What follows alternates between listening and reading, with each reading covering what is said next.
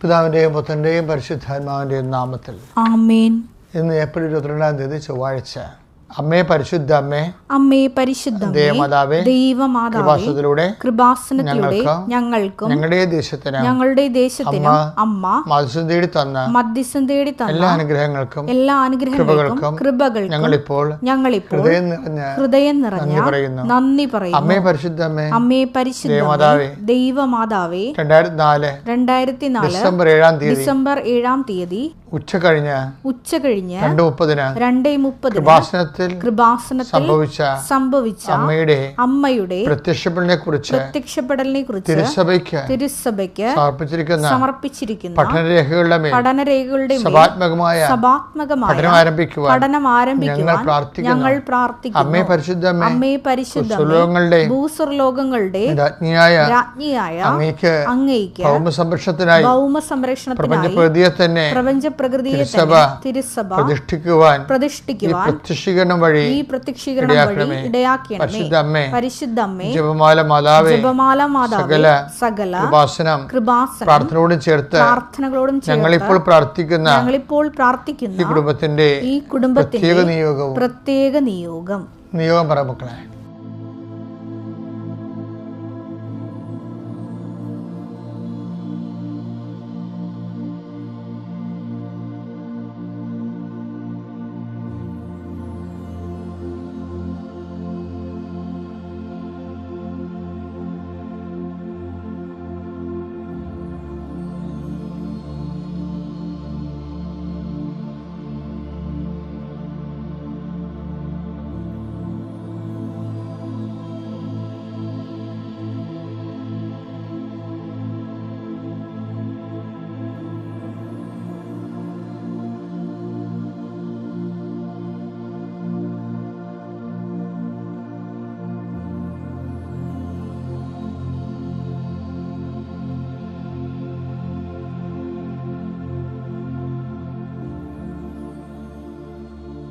അമ്മയുടെ പ്രത്യക്ഷീകരണത്തിന്റെ അനുഗ്രഹവേളയിൽ ഞങ്ങൾക്ക് സാധിച്ചു തരുവാൻ കനിയണമേ. ആമേൻ. വിശ്വാസ പ്രമാണം. സർവശക്തനായ പിതാവും ആകാശത്തിന്റെയും ഭൂമിയുടെയും സൃഷ്ടാവുമായ ദൈവത്തിൽ ഞാൻ വിശ്വസിക്കുന്നു.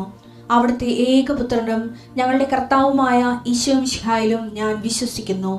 ഈ പുത്രൻ പരിശുദ്ധാത്മാവിനാൽ ഗർഭസ്ഥനായി കന്യകാമറിയത്തിൽ നിന്ന് പിറന്ന് പൊന്തിയോസ് പീലാത്തോസിന്റെ കാലത്ത് പീഡകൾ സഹിച്ച് കുരിശിൽ തറയ്ക്കപ്പെട്ട് മരിച്ച് അടക്കപ്പെട്ട് പാതാളങ്ങളിൽ ഇറങ്ങി മരിച്ചവരുടെ ഇടയിൽ നിന്ന് 3-ാം നാൾ ഉയർത്ത് സ്വർഗത്തിലേക്ക് എഴുന്നള്ളി സർവശക്തിയുള്ള പിതാവായ ദൈവത്തിന്റെ വലതുഭാഗത്തിരിക്കുന്നു. അവിടെ നിന്ന് ജീവിക്കുന്നവരെയും മരിച്ചവരെയും വിധിക്കുവാൻ വരുമെന്നും ഞാൻ വിശ്വസിക്കുന്നു. പരിശുദ്ധാത്മാവിലും ഞാൻ വിശ്വസിക്കുന്നു. വിശുദ്ധ കത്തോലിക്കാ സഭയിലും പുണ്യവാന്മാരുടെ ഐക്യത്തിലും പാപങ്ങളുടെ മോചനത്തിലും ശരീരത്തിന്റെ ഉയർപ്പിലും നിത്യമായ ജീവിതത്തിലും ഞാൻ വിശ്വസിക്കുന്നു. ആമേൻ. സ്വർഗ്ഗസ്ഥനായ ഞങ്ങളുടെ പിതാവേ, അങ്ങയുടെ നാമം പൂജിതമാകണമേ. അങ്ങയുടെ രാജ്യം വരണമേ. അങ്ങയുടെ തിരുമനസ് സ്വർഗത്തിലെ പോലെ ഭൂമിയിലും ആകണമേ. അന്നു വേണ്ടുന്ന ആഹാരം ഇന്ന് ഞങ്ങൾക്ക് തരണമേ. ഞങ്ങളോട് തെറ്റ് ചെയ്യുന്നവരോട് ഞങ്ങൾ ക്ഷമിക്കുന്നത് പോലെ ഞങ്ങളുടെ തെറ്റുകൾ ഞങ്ങളോടും ക്ഷമിക്കണമേ. ഞങ്ങളെ പ്രലോഭനത്തിൽ ഉൾപ്പെടുത്തരുതേ, തിന്മയിൽ ഞങ്ങൾ രക്ഷിക്കണമേ. ആമേൻ. നന്മ നിറഞ്ഞ മറിയമേ, സ്വസ്തി. കർത്താവ് അങ്ങയുടെ കൂടെ സ്ത്രീകളിൽ അങ്ങ് അനുഗ്രഹിക്കപ്പെട്ടവളാകുന്നു. അങ്ങയുടെ ഉദരത്തിൻ ഫലമായി ഈശോ അനുഗ്രഹിക്കപ്പെട്ടവനാകുന്നു. പരിശുദ്ധ മറിയമേ, തമ്പുരാന്റെ അമ്മേ, പാപികളായ ഞങ്ങൾക്ക് വേണ്ടി ഇപ്പോഴും ഞങ്ങളുടെ മരണസമയത്തും തമ്പുരാനോട് അപേക്ഷിക്കണമേ. ആമേൻ. കർത്താവിന്റെ ഉന്നതമായ നാമത്തിന് സ്വസ്ഥം ചെയ്യുന്നു. കർത്താവിന്റെ വിശുദ്ധ പൗരോഹിത്യത്തെ മഹത്വപ്പെടുത്തണമേ. സഭയിലുള്ള സാന്നിധ്യം പ്രകടമാക്കണമേ. 39 വർഷം ഞാൻ അർപ്പിച്ച കൃപാനയുടെ യോഗ്യതയാൽ കൃപാസ്ഥാനത്താറെ ജീവനോടെ പ്രത്യക്ഷപ്പെട്ട പരിശുദ്ധ അമ്മയുടെ മാധ്യസ്ഥത്താൽ കൃപാസ്ഥാനത്താറെ നടന്ന 10,000-കണക്കിന് ആരാധനയുടെ ശക്തിയാൽ അങ്ങയുടെ മക്കൾക്ക് വേണ്ടി ഞാൻ പ്രാർത്ഥിക്കുന്നു. കർത്താവേ, ഈ പ്രഭാതത്തിൽ ഈ പ്രാർത്ഥനയെ ആശ്രയിച്ചുകൊണ്ട് ജീവിതം തുടങ്ങാൻ പോകുന്ന എല്ലാ മക്കളെയും നിന്റെ തിരുമുറിവാർന്ന് അണിപ്പെടുതാർന്ന് അത്ഭുതകർത്താൽ ആശീർവദിക്കണമെന്ന് പ്രാർത്ഥിക്കുന്നു. എൻ്റെ കർത്താവിൻ്റെ ഉന്നതമായ നാമത്തിൽ സഭയുടെ അധികാരത്തിൽ കുരിശിൻ്റെ അടയാളത്തിൽ ദൈവത്തിൻ്റെ ശക്തിയാൽ നിനക്ക് ഇന്നത്തെ ദിവസം അനുഗ്രഹിക്കപ്പെടട്ടെ. നീ കടന്നു പോകുന്ന വഴികൾ, കണ്ടുമുട്ടുന്ന വ്യക്തികൾ, ചെയ്തു തീർക്കുന്ന ഹോംവർക്കുകൾ, നിന്റെ ഓരോ ഉദ്യമങ്ങളും കർത്താവ് അനുഗ്രഹിക്കട്ടെ. നിന്റെ അധ്വാനങ്ങളെല്ലാം കർത്താവ് അനുഗ്രഹിക്കട്ടെ.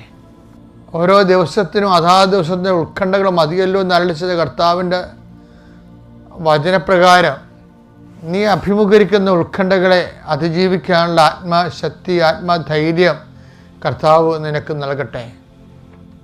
നീ ഇന്ന് കടന്നു പോകുന്ന പ്രത്യേക പ്രതിസന്ധികൾ, നിനക്ക് പ്രാർത്ഥനാ സഹായം ആവശ്യമാണെന്ന് കരുതുന്ന വിഷയങ്ങൾ, പ്രാർത്ഥനാ സഹായം നീ ആരോടെങ്കിലും അപേക്ഷിച്ചിട്ടുണ്ടെങ്കിൽ ആ വിഷയങ്ങൾ ഇപ്പോഴേ പരിശുദ്ധ മതേമാതാവിൻ്റെ മാധ്യസ്ഥത്തിൽ ഞാൻ ഈശോയ്ക്ക് സമർപ്പിക്കുന്നു.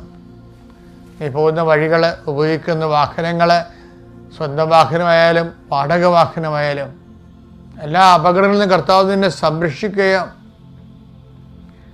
നീ പോകുന്നിടത്ത് എല്ലാം നിന്നോടുകൂടെ ഞാനുണ്ടായിരിക്കുന്ന നല്ലത് കർത്താവിൻ്റെ വാഗ്ദാന പ്രകാരം അവിടുത്തെ സാന്നിധ്യം അനുസ്മരിച്ചുകൊണ്ട് ജീവിച്ചുകൊണ്ട് ആ സാന്നിധ്യം അനുഭവിക്കുവാൻ കർത്താവ് നിന്നെ സഹായിക്കട്ടെ. പരീക്ഷ കഴിഞ്ഞ മക്കൾ, റിസൾട്ട് പ്രതീക്ഷിക്കുന്ന മക്കൾ, അവർക്ക് ഉപരിപഠനത്തിന് ഉപയുക്തമായ ആശാവഹമായ പരീക്ഷാഫലം ലഭിക്കാൻ വേണ്ടി പ്രാർത്ഥിക്കുന്നു. ഭാവിയിൽ എന്തെടുക്കണം, എന്ത് ചെയ്യണം, ഏത് ഗ്രൂപ്പ് പഠിക്കണം, എവിടെ അഡ്മിഷൻ കിട്ടുമെന്നൊക്കെ ആശങ്കപ്പെട്ട് പ്രാർത്ഥിച്ചുകൊണ്ടിരിക്കുന്ന മക്കൾക്ക് അതിനെല്ലാം നിങ്ങൾക്ക് അനുയോജ്യമായൊരു മറുപടി കിട്ടാൻ വേണ്ടി ദൈവത്തിനെ ചോദിക്കുന്നെങ്കിൽ ലഭിക്കുന്ന അളിച്ചത് കർത്താവിൻ്റെ വാക്കിൽ ആശ്രയിച്ചുകൊണ്ട് നിങ്ങൾക്ക് വേണ്ടി പ്രാർത്ഥിക്കുന്നു. നിങ്ങൾ പോകുന്ന വഴികൾ, കണ്ടുമുട്ടുന്ന വ്യക്തികൾ, ചെയ്യുന്ന കാര്യങ്ങൾ, എഴുതുന്ന കാര്യങ്ങൾ, ഒപ്പിടുന്ന കാര്യങ്ങൾ എല്ലാം കർത്താവ് ഏറ്റെടുക്കട്ടെ എന്ന് പ്രാർത്ഥിക്കുന്നു. രോഗികൾ, മരുന്ന് കഴിക്കുന്നവർ, വിവിധങ്ങളായ രോഗങ്ങളിൽ ഇരിക്കുന്നവർ, ഒരു തീരുമാനം എടുക്കാൻ പഹിയാതെ എന്ത് തീരുമാനം എടുക്കണമെന്ന് അറിയാതെ കൺഫ്യൂഷൻ അടിച്ച് നിൽക്കുന്നവർ, ആരോട് ചോദിക്കാനും പറ്റത്തില്ല, പക്ഷെ തീരുമാനം എടുക്കാനും പറ്റത്തില്ല എന്ന് വിചാരിച്ചുകൊണ്ട് അവരെല്ലാം നിരന്തരം പ്രാർത്ഥിച്ചുകൊണ്ടിരിക്കാൻ ഞാൻ പറയുന്നു. കർത്താവ് കാലാന്തരത്തിൽ എൻ്റെ പ്രാർത്ഥനയുടെ ഇടയ്ക്ക് കർത്താവ് നീ നടക്കേണ്ട വഴി ഞാൻ നിന്റെ മുഖത്ത് നോക്കി ഉപദേശിക്കുന്ന അളിച്ചത് കർത്താവിൻ്റെ വാഗ്ദാനമാണത്. അതുകൊണ്ട് തന്നെ നീ ചെയ്യേണ്ട കാര്യങ്ങൾ, ചില സമയത്ത് പരീക്ഷ പേപ്പറിൽ വരാൻ പോകുന്ന ചോദ്യങ്ങൾ പോലും നീ എഴുതേണ്ട പരീക്ഷയുടെ ഉത്തരങ്ങളാണ്. അത് നേരത്തെ അറിയാവുന്ന കർത്താവ് നീ നടക്കേണ്ട വഴി നിനക്ക് കാണിച്ചു തരുന്ന അളിച്ചതുപോലെ നിൻ്റെ ഇൻ്റർവ്യൂവിന് നിന്നോട് ചോദിക്കാൻ സാധ്യതയുള്ള ചോദ്യങ്ങൾ എല്ലാം കർത്താവിനറിയാം. അവൻ നീ നടക്കേണ്ട വഴി നിനക്ക് കാണിച്ചു ചെയ്തത് ഒരു വാഗ്ദാനമാണെങ്കിൽ അങ്ങനെയുള്ള ചോദ്യങ്ങളെക്കുറിച്ച് ആലോചിക്കുവാനും പഠിക്കുവാനും സന്ദർഭവശാൽ നീ പോലും അറിയാതെ നീ അതെല്ലാം തിരഞ്ഞെടുത്ത് നിനക്ക് ആ സമയമാകുമ്പോൾ അത് പ്രൊഡ്യൂസ് ചെയ്യുമ്പോൾ നീ ന്യായാധിപത്യത്തിൻ്റെ തിരുസന്നിധി നിൽക്കുമ്പോൾ എന്ത് പറയണമെന്ന് മുൻകൂട്ടി ആലോചിക്കേണ്ട, നീ പറയേണ്ടത് ആ സമയത്തേക്ക് അറിവ് നൽകുന്ന ചെയ്ത കർത്താവ് നിൻ്റെ ഓരോ ഘട്ടങ്ങളും നിന്നെ ആശ്വസിപ്പിക്കുകയും അതാത് സമയത്ത് ആവശ്യമായ കൃപ അതാത് സമയത്ത് നിനക്ക് നൽകാൻ തക്കവിധം ദൈവവുമായി നീ ഐക്യപ്പെടാൻ വേണ്ടി പ്രാർത്ഥിക്കുന്നു. എൻ്റെ കർത്താവിന് ഉന്നതമായ നാമത്തിൽ സഭയുടെ അധികാരത്തിൽ കുരിശടയാളത്തിൽ ദൈവശക്തിയാൽ നീ നിൻ്റെ കുടുംബവും അനുഗ്രഹിക്കപ്പെടട്ടെ. നീ കർത്താവിന് പെറുപെറുപ്പ്, പല്ലുകടി ഇതൊക്കെ നമ്മുടെ ജീവിതത്തിൽ ഒഴിവാക്കേണ്ട കാര്യമാണ്.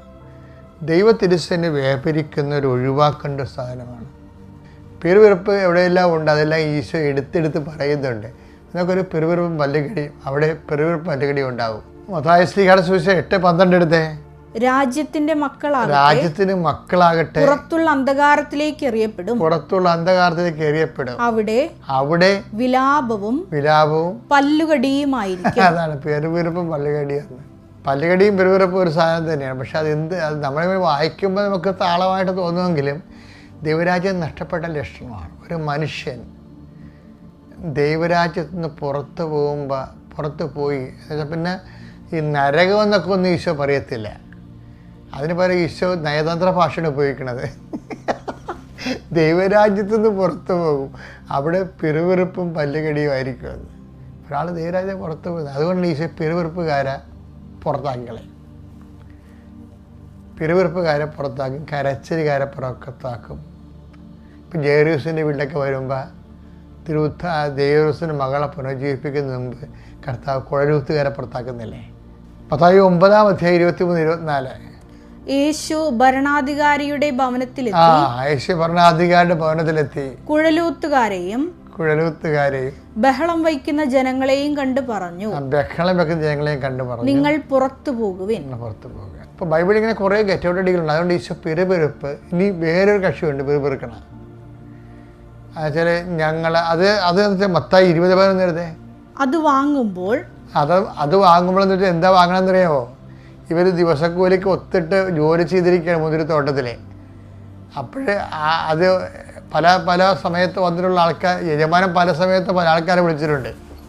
12-ാം മണിക്കൂറിൽ കൂലി കൊടുക്കത്തില്ലേ?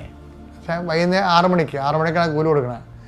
കൂലി കൊടുക്കുമ്പോൾ എന്നാ വരിക വെച്ച് കഴിഞ്ഞാൽ ആ അവസാനം വന്ന ആൾക്കാർക്ക് 1 ദിനാർ കിട്ടും. അപ്പോൾ ഈ ആദ്യം വന്ന ആൾക്കാർ വിചാരിക്കും ഞങ്ങൾ പകൽച്ചൂട് മുഴുവൻ അനുഭവിച്ചല്ലോ, ഞങ്ങൾക്ക് കൂടുതൽ കിട്ടുമെന്ന് വിചാരിച്ചത് അവരുടെ വിചാരമാണ്. പക്ഷെ അപ്പോഴും എഗ്രിമെൻ്റ് അതില്ല. അവർ വിചാരിച്ചതാണേ. നമ്മൾ വിചാരിക്കുന്നത് ദൈവത്തിൻ്റെ കടത്ത് കയറേണ്ട കാര്യമില്ല. എഗ്രിമെൻ്റിൽ അതില്ല. എഗ്രിമെൻ്റിൽ എന്താണ്? അതിലത് യജമാനൻ പറയുന്നുണ്ട്, നീ വെറുപിറുക്കേണ്ട കാര്യമില്ല, 1 ദിനാറൊക്കെയല്ലേ രാവിലെ നമ്മൾ സമ്മതിച്ചത്. അപ്പോൾ എനിക്കിഷ്ടമുള്ളവർക്ക് കൊടുക്കാൻ പാടില്ലേ? ഞാൻ നല്ലവനായത് കൊണ്ട് എന്താണ് നിങ്ങളിതിന് അസൂയപ്പെടുന്നതെന്നാണ് ചോദിക്കുന്നത്.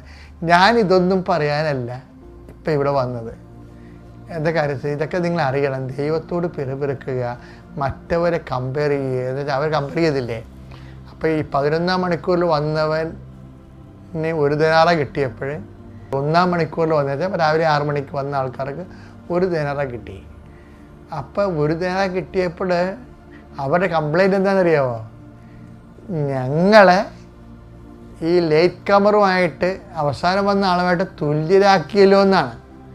അതാണ് അവരുടെ കംപ്ലൈൻറ്റ്. ദൈവത്തിൻ്റെ അടുത്ത് ദൈവം ആരെ തുല്യരാക്കി, ആർക്ക് കൊടുത്തു, ആർക്ക് കൊടുത്തില്ല, ഇതൊന്നും നമ്മുടെ സബ്ജക്റ്റ് അല്ല ശരിക്കും. അതുകൊണ്ടാണ് നേരിട്ട് ചോദിക്കണത്. ഞാൻ ഉദാഹരണമായതുകൊണ്ട് നിങ്ങളെന്താ അസൂയപ്പെടുന്നത്? അപ്പം ദൈവം ചികിത്സിച്ച ആരെയാണ്? അവിടെ അസൂയ, അവർ നല്ലവരെ കഠിനാധ്വാനം ചെയ്തെങ്കിലും അസൂയ മാറിയിട്ടില്ല. അത് നിസ്സാര കാര്യമില്ല കേട്ടോ. കഠിനാധ്വാനമൊക്കെ ചെയ്തതാണ്, വെയിലൊക്കെ കൊണ്ടതാണ്. പക്ഷെ കഥയില്ല. ഈ നമ്മുടെ മലയാളത്തിൽ പറയത്തില്ലേ, എല്ലാം ഉണങ്ങണത് എണ്ണ കിട്ടാൻ, പാറ്റാപ്പിഴക്ക് ഉണങ്ങണത് എന്തിനാണെന്ന് ചോദിക്കത്തില്ലേ? അതുപോലൊരു സംഭവമാണ്. ആ കക്ഷിയുടെ പാറ്റാപ്പിഴക്ക് ഉണങ്ങണ പോലെ ആയിപ്പോയി. രാവിലെ പോലും ഉണങ്ങണതാണ് നിന്നുകൊണ്ട്. പക്ഷെ എന്താ ഉള്ളിൽ അസൂയിരിപ്പുണ്ട്. നമ്മുടെ പല സൽപ്രവൃത്തികളും അബദ്ധമാകണത് ഇങ്ങനെയാണ്. നിങ്ങളുടെ സൽപ്രവൃത്തികൾ ഋതുവായ സ്ത്രീയുടെ മലിന വസ്ത്രം വരെ പോലെയാണെന്നല്ലേ? യെശയ്യാ 64:6. ഞങ്ങൾ അശുദ്ധനെ പോലെയും, അത് കേട്ടോ, ഞങ്ങൾ അശുദ്ധനെ പോലെയും, ഞങ്ങളുടെ സൽപ്രവൃത്തികളുടെ ദുരന്തം കണ്ട മലിന വസ്ത്രം പോലെയും. അപ്പോൾ സൽപ്രവൃത്തികൾക്കുണ്ടാകുന്ന ഒരു ദുരന്തമാണ്. ഇപ്പം ഇവരെന്താ ചെയ്യണത്? ഇവർ ശരിക്കും പറഞ്ഞാൽ രാവിലെ മുതൽ ജോലി ചെയ്യുന്നുണ്ട്. ഞാൻ മുമ്പ് പറഞ്ഞ പോലെ എണ്ണ ഉണങ്ങണ പോലെ എണ്ണ ഉണങ്ങേണ്ട ആൾക്കാരായിരുന്നു. പക്ഷെ ഇപ്പോൾ പാറ്റാപ്പിഴുക്കായി പോയി, എണ്ണ എനിക്ക് കിട്ടത്തില്ല. എന്താ കാര്യം? സൽപ്രവൃത്തികളുടെ കൂടെ തന്നെ ദൈവസ്നേഹവും ഉണ്ടാകണം, മറ്റുള്ളവരോടുള്ള സ്നേഹവും ഉണ്ടാകണം. ആർക്കെങ്കിലും സ്നേഹം അസൂയപ്പെടുന്നില്ലെന്നല്ലേ വായിച്ചേ? 1 കൊരിന്ത്യർ 13:4.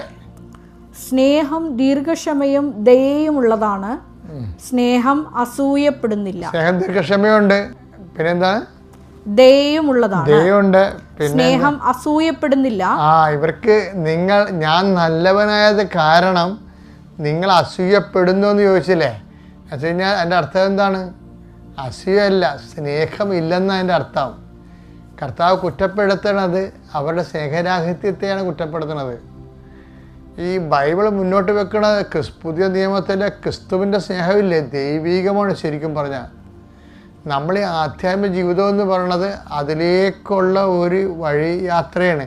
അപ്പോൾ ഉണ്ടാകുന്ന അനുഭവം എന്താ ഇപ്പോൾ ഉണ്ടായിരിക്കണത്? രാവിലെ വന്നവർ വൈകുന്നേരം വന്നവരുമായിട്ട് തുലനപ്പെടുത്തിയപ്പോൾ അവർക്ക് പിറുപിറുപ്പുണ്ടായി. ആ പിറുപിറുപ്പിൻ്റെ കാരണം എന്താണ്? നിങ്ങൾക്ക് സ്നേഹമില്ല. അത് കാര്യമുണ്ട്. സ്നേഹം ഉണ്ടായിരുന്നെങ്കിൽ സ്നേഹം അസൂയപ്പെടത്തില്ലായിരുന്നു. അപ്പം ഈ വിഷയം അതാണ്. അപ്പം അതുകൊണ്ട് ദൈവം കർത്താവ് ഇത് തന്നെയാണ് ഈ മൂത്ത പുത്രൻ്റെ കഥ വരുമ്പോഴേ. അപ്പം നമ്മളെ സംബന്ധിച്ചിടത്തോളം നമ്മൾ എന്ത് പ്രവർത്തിച്ചു എന്നതിനേക്കാൾ ഉപരി എന്ത് സഹനങ്ങളിലൂടെ കടന്നു പോയെന്ന് പറഞ്ഞിട്ടും കാര്യമില്ല. ഞാൻ കുറേ സഹിച്ചു എന്ന് ഇവർ അയാൾ പറയുന്നുണ്ട് സഹനത്തെക്കുറിച്ച്. ഞങ്ങൾ ഒന്ന് വായിച്ച് 20:11-12. അത് വാങ്ങുമ്പോൾ അവർ വീട്ടുടമസ്ഥനെതിരെ പിറുപിറുത്തു. അവസാനം വന്ന ഇവർ 1 മണിക്കൂറേ ജോലി ചെയ്തു. എന്നിട്ടും പകലിന്റെ അധ്വാനവും ചൂടും